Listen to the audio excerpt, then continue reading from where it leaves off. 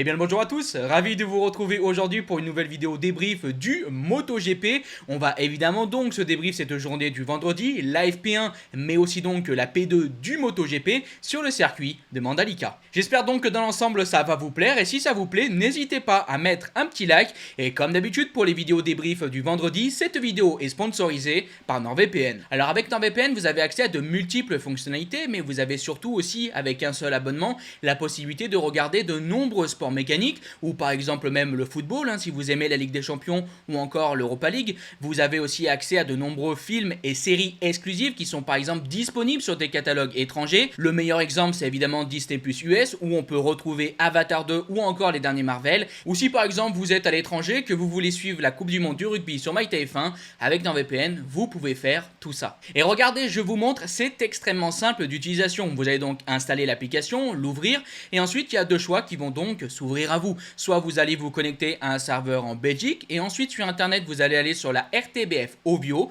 soit vous allez vous connecter à un serveur en Suisse et ensuite sur internet vous allez aller sur le site de la RTS. Voilà, c'est pas plus compliqué. Alors pour ceux qui veulent plus d'explications, c'est vraiment très simple, c'est juste qu'en Belgique et en Suisse, on a accès à de nombreux sports gratuitement, mais uniquement pour ceux qui résident dans ces pays. Donc si vous êtes en France, vous devez passer par un VPN et justement NordVPN. Bon, dans tous les cas, vous avez un tuto en description fait par mes soins qui vous montre étape par étape comment tout ça fonctionne si jamais vous voulez plus d'informations. Et évidemment, en description, mais aussi en commentaire épinglé, vous retrouvez aussi mon lien NordVPN qui va vous permettre d'avoir de très grosses promotions sur les abonnements par exemple d'un an ou encore de 2 ans avec en plus des mois gratuits offerts. Vous avez aussi évidemment la garantie satisfait ou remboursé de 30 jours. Donc n'hésitez pas à tester tout ça. Si jamais vous n'êtes pas satisfait, au bout de 30 jours, vous pouvez vous faire rembourser. Donc voilà, évidemment un grand merci à NordVPN et un très grand merci à tous ceux qui se sont abonnés et qui s'abonneront avec mon lien. Ça permet de soutenir la chaîne. Allez, on est parti pour notre débrief.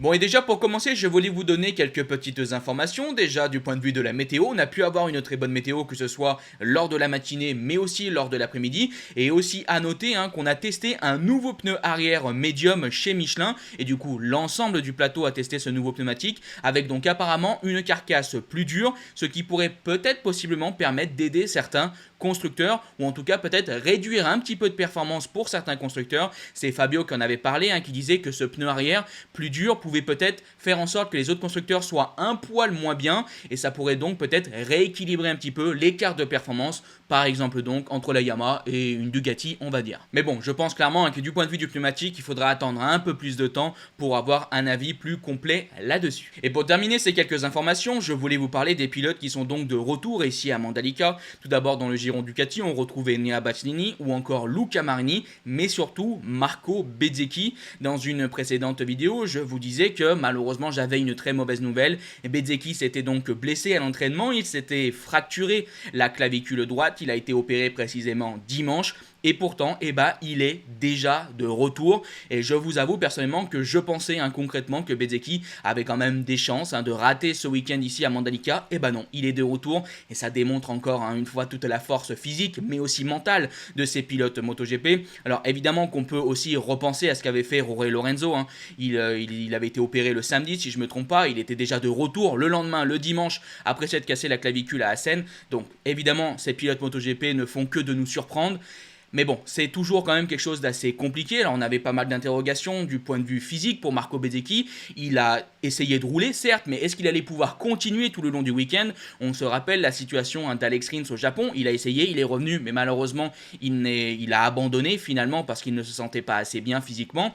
Et Marco Bezzecchi s'est testé vendredi. Et tout ce que je peux vous dire, c'est qu'il a été stratosphérique.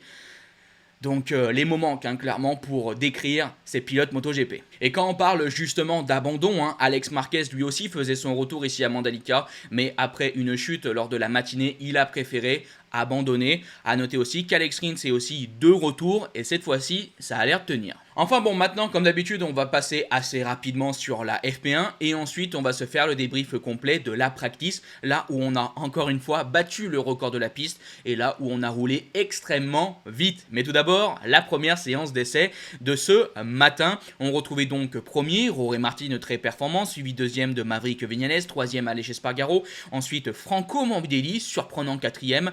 On avait ensuite donc Marco Bezzecchi, Francesco Bagnaia, Jack Miller, Brad Binder, Enea Bastianini et Luca Marini, 10e. Bon, alors je me répète très rapidement, mais comme d'habitude, aujourd'hui cette première séance d'essai ne compte plus pour les places qualificatives, donc le classement ne veut pas dire grand chose, c'est pas totalement concret d'analyser ce classement, mais je pense que c'est toujours important quand même de vous le montrer. Mais bref, passons donc entre guillemets aux choses sérieuses, à cette practice. Et je pense que tout de suite on va parler du Constructeur of the Day, les deux pilotes qui ont vraiment brillé, que ce soit ce matin mais aussi cet après-midi, c'est donc Aprilia, les pilotes Aprilia. Tout d'abord premier lors de cette practice, on retrouve donc Aleix Espargaro qui a battu le record de la piste, alors il n'est pas le seul mais lui il l'a battu extrêmement largement, une 30.474 pour Aleix Espargaro. Je vous rappelle que le précédent record qui avait été établi par Fabio Quartararo l'année dernière, c'était une 31.067, donc on a vraiment annihilé ce record et on a pu voir donc un Aleix Espargaro extrêmement performant, extrêmement rapide, une petite chute à un moment,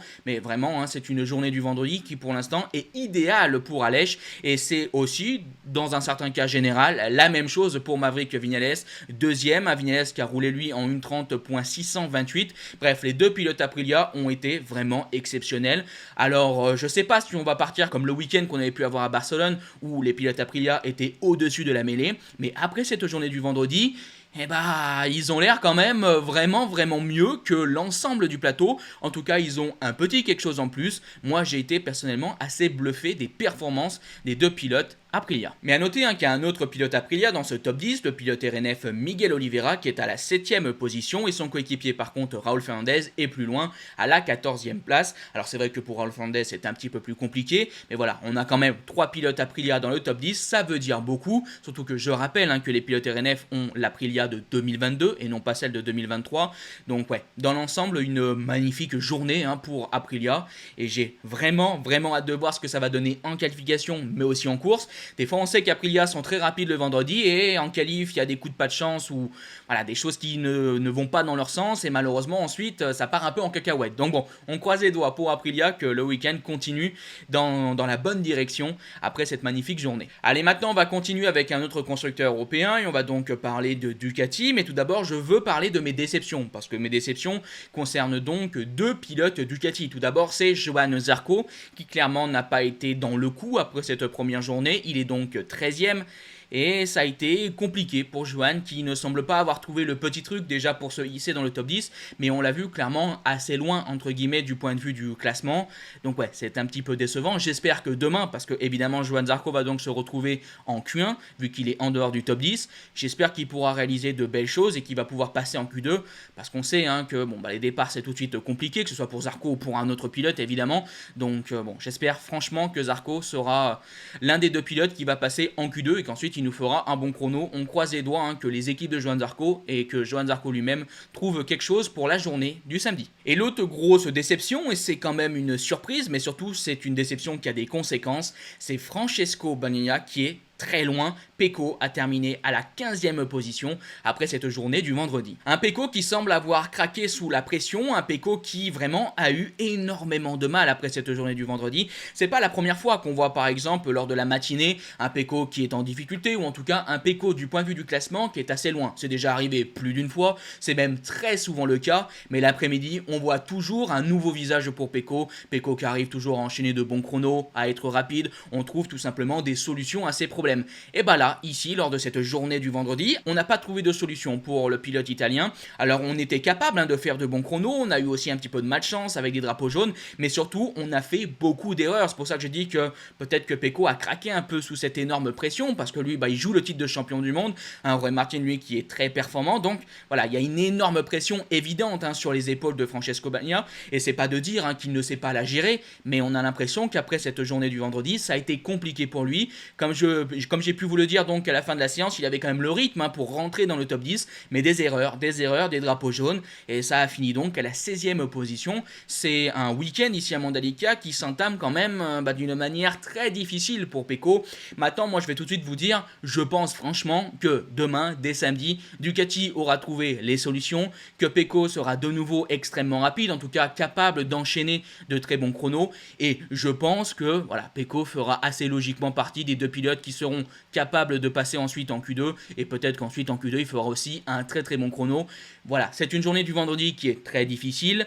On peut commencer à suranalyser en se disant oula, le week-end va peut-être être catastrophique, peut-être que ça sera le cas, mais bon, c'est que le vendredi. Moi je pense que Pecco a largement les capacités de sauver la donne entre guillemets. Bon, sinon du point de vue du classement, pour les autres pilotes Ducati, on retrouve Enea Bastianini à la 20e position, on retrouve ensuite Luca Marini à la 12e place, on a ensuite Fabio Di Giannantonio 8e, encore une fois dans le top 10, Fabio Di Giannantonio qui on le sait maintenant a donc perdu sa place chez Gresini et qui continue de se montrer parce qu'on en a aussi discuté dans une précédente vidéo.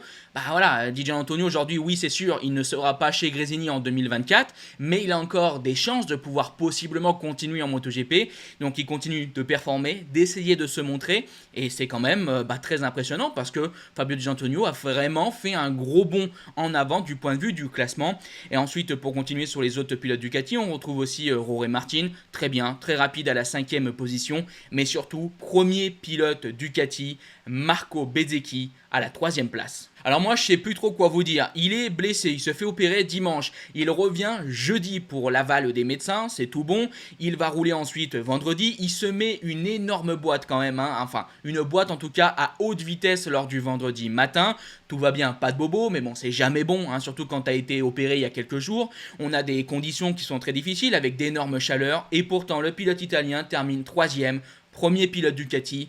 Comment vous voulez pas à la fin dire que ces pilotes sont des surhommes? C'est quand même complètement dingue. Donc après, on verra évidemment la continuité du week-end de Bezzecchi, mais dans cette fameuse précédente vidéo où je vous disais que c'était quand même une très mauvaise nouvelle, parce qu'évidemment, j'imaginais Bezzecchi rater le week-end, ou alors ne pas être capable d'être totalement performant, donc je l'imaginais perdre des points au championnat du monde. Bah pour l'instant, il est devant Bagnaia et il est devant Jorge Martin, alors peut-être qu'il va finalement en prendre des points. Alors on va pas commencer à se chauffer totalement, ce n'est que le vendredi, on verra comment ça va évoluer pour le week-end, mais pour l'instant, Bezzecchi est devant, et ouais, je suis bluffé, je suis complètement bluffé. En tout cas, pour terminer sur les constructeurs européens, on va maintenant parler de KTM. On retrouve à la 4e position Brad Binder, 9e Jack Miller, Pol Espargaro qui est 11e, qui a failli être dans le top 10, c'est quand même dommage pour le pilote espagnol, et son coéquipier Augusto Fernandez est 18e. Bon voilà, bon il n'y a pas énormément de choses à dire sur KTM d'un point de vue général. Bon, Binder a été quand même pas mal de temps en retrait, puis il va chercher un 4e très bon chrono. Bon, on sait quand même que dans l'ensemble, la journée du vendredi, c'est pas là où on voit le plus briller les pilotes KTM. Bon, on a quand même les deux pilotes usines du coup dans le top 10, c'est une bonne chose. Jack Miller a fait, je trouve, une bonne journée, très bonne journée aussi de la part donc de Brad Binder. À voir ce que pourra faire donc demain Pol Espargaro. Peut-être que ça fait partie quand même des pilotes qui pourront passer en Q2 parce qu'il a été quand même assez rapide. Il y a eu pas mal de problèmes comme souvent de drapeau jaune, et donc il a eu à un moment le 10e chrono si je me trompe pas, et malheureusement son tour a été annulé. Donc bref, on verra comment tout ça évoluera au cours de ce week-end. Allez, passons donc maintenant aux constructeurs japonais. Tout d'abord on va parler de Honda. Bon, je pense que vous n'avez pas raté cette énorme news, Officiellement Marc Marquez a donc quitté Honda, mais ça y est, on sait enfin là où il va signer. Officiellement surtout, parce qu'on avait déjà pas mal de rumeurs qui duraient depuis pas mal de temps. Marc Marquez a donc choisi de rejoindre Gresini pour cette future saison. Si vous voulez plus d'informations sur le sujet, vous avez ma précédente vidéo, je vous invite à aller la voir. Et justement ici, lors de cette première journée, c'est surtout Marquez qui est arrivé à tirer son épingle du jeu du côté de Honda. Ça a été compliqué pour les autres pilotes. Marc Marquez est donc à la 6e position, son coéquipier Joan Mir, qui a été un temps capable de jouer dans le top 10 ou encore aux alentours du top 10, a malheureusement chuté en fin de séance et termine 19e. Et pour les pilotes LCR, Alex Rins est dernier 21e et son coéquipier Takaaki Nakagami est 17e. Bon, on va pas commencer à discuter pendant 100 ans, c'est un petit peu le même son de cloche. Chez Honda, on est en difficulté, les pilotes ont beaucoup de mal, même si normalement Mandalika est un circuit qui apporte du grip. L'une des choses qui fait beaucoup défaut à cette machine, du point de vue de la performance, pour les 3 pilotes, ça a été compliqué. Et puis on voit Marc Marquez qui arrive encore une fois à tirer un peu son épingle du jeu, qui a été quand même assez performant. On verra ce qu'il pourra faire. Allez, parlons un petit peu maintenant de Yamaha, des deux seuls pilotes Yamaha. Tout d'abord Franco Morbidelli, malheureusement n'est pas dans le top 10, il est 15e. Bon, il était assez rapide ce matin, mais bon, on rappelle que la FP1 ne veut plus dire grand chose du point de vue du classement. Il a été ensuite beaucoup plus en retrait, et on a donc vu Fabio Quartararo à la 10e position. Il est dans le top 10 et donc directement qualifié en Q2, j'ai envie de dire youhou, surtout que Fabio était quand même vraiment bien performant. Son tour a été annulé par les drapeaux jaunes en fin de séance, mais Fabio était normalement classé 6ème. Donc vraiment, on a pu voir un Fabio Quartararo dans le coup, que ce soit dans le rythme de course, mais aussi dans le time attack. Donc je pense que c'est une très bonne chose. Bon, malheureusement, on aimerait voir encore Fabio plus rapide. Je vous rappelle quand même que l'année dernière, le pilote français avait fait la pole position, on en a rapidement parlé. Donc voilà, on voudrait voir Fabio encore mieux, évidemment, mais dans la situation actuelle, voir Fabio normalement 6ème et donc officiellement 10ème, c'est quand même une bonne chose, et j'espère que ça va surtout continuer, parce qu'on a vu souvent Fabio des fois dégringoler un peu. Voilà, je croise les doigts de voir un beau week-end pour le pilote français. Donc voilà, pour moi, normalement, on a fait le tour de tous les constructeurs et de tous les pilotes. J'espère que ça vous a plu. On se donne donc évidemment rendez-vous demain, normalement à 18h, pour le débrief de la journée du samedi. Voilà, si cette vidéo vous a plu, n'hésitez pas à la liker, partager, commenter. Je vous dis bye bye les potes. Ciao.